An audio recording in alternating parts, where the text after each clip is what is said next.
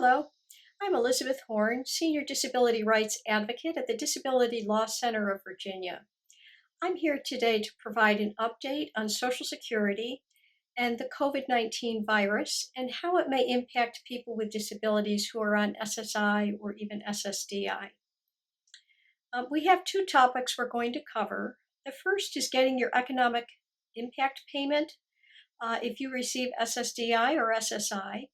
And the second is what we know now about how unemployment may impact Social Security for those of you who receive benefits and work. Let's start with the $1,200 impact payment, also known as a stimulus check. At first, there was some confusion, and fortunately, the sky has cleared. And as of April 15th, we now know that both SSI and SSDI recipients will automatically receive their payments whether or not you file taxes. The key word here is automatically. There's really nothing you need to do. Some of you may have read about filing taxes or going to some special page or through some special hoop to get your check, but that is not the case now. The funds will come to you in the same way. So if you are receiving your check by direct deposit or through a debit card or in the mail, you'll continue to receive it in that way. The payments are also expected to arrive by early May. Okay. Now, if you receive SSI, you need to know that this payment will not be counted as a resource to you for 12 months, and it will also not be considered income to you. So, in effect, it will not affect your SSI at all unless you neglect to spend it within 12 months or a year. Now, there is one instance when an SSI recipient will need to take an extra step. This extra step also applies to SSDI beneficiaries who did not file a tax return in either 2018 or 2019. So the extra step is this. If you have one or more qualifying children under age 17, you should not wait for your automatic payment. Instead, you should go now to an IRS webpage, which will provide you, to enter information about each child so you can receive the extra $500 per child payment in addition to the $1,200 individual payment.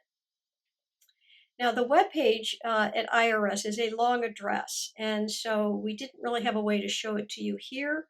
But we'll have this posted on our homepage, which features coronavirus information. So if you go to our homepage at www.dlcv.org, you'll find our coronavirus banner right on the homepage. And if you click on Social Security, there will be information about this web address that you can go to directly. It'll be the link itself. Okay, you can also call our office if you'd like us to recite that web address to you. Our office number toll-free is 1-800-552-3962. So to recap, if you have no children, there is no need for you to take this or any other action. Okay, you will get your check along with everybody else. I do need to caution you to be aware of scams that are occurring now related to these payments. The IRS informs us that there are scams going on right now using email, phone, and even texts. And it's all related directly to these payments.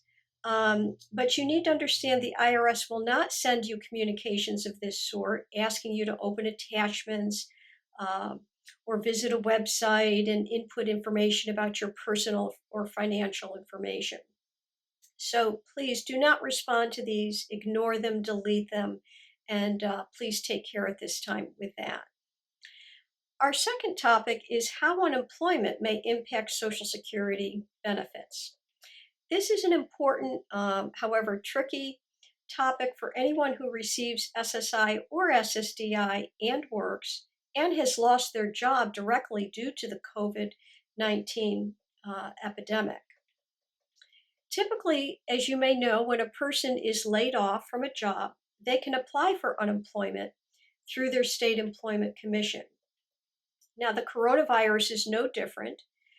except that in addition to the weekly unemployment checks that you receive based on your wages, you'll be receiving $600 a week uh, payment from the federal government. So if that unemployed person is you and you also receive SSI, you know you have to keep your resources under $2,000 or this could pose a threat to your SSI as well as your Medicaid waivers, and so on. This could also be true for an SSDI recipient who qualifies for Medicaid. And while their cash benefit would be safe, it's possible for their Medicaid or, again, any of these related benefits that they get through Medicaid to be affected. Now, unlike the stimulus checks, which will not impact an SSI benefit or Medicaid, we have received no guidance yet on unemployment and how these extra $600 payments will be treated. So the only guidance we can give you at this time is as follows. If you are an SSI recipient or an SSDI recipient who has some Medicaid benefits and you need to apply for unemployment, you are encouraged to open what's called an ABLE account. These can be done online, and what you do is deposit the money, the excess money, there, which will prevent this money from being considered a resource. These were recently established by Congress to allow people on SSI and other needs-based programs to save money. It's a wonderful vehicle for this very time. If you have these unemployment monies that are in excess of the resource limit, this is a very good place for you to put that money and to do so right away. The web address for that is www.able-now/Virginia.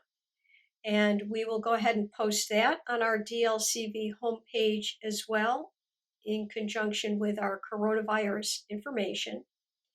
And we will also post there any clarifying information that we get about this unemployment, which unfortunately is still very fuzzy at this time. I hope that this information has been helpful, and you'll look back to our website from time to time to see if we have posted other videos around our work in protecting people with disabilities, especially at this time. There will be an additional video that I'll be posting on Social Security and COVID-19, and this one is more geared to individuals who are applicants for Social Security benefits, or perhaps they're appealing a denial, or maybe they're under review. This information will be helpful to them. Thank you.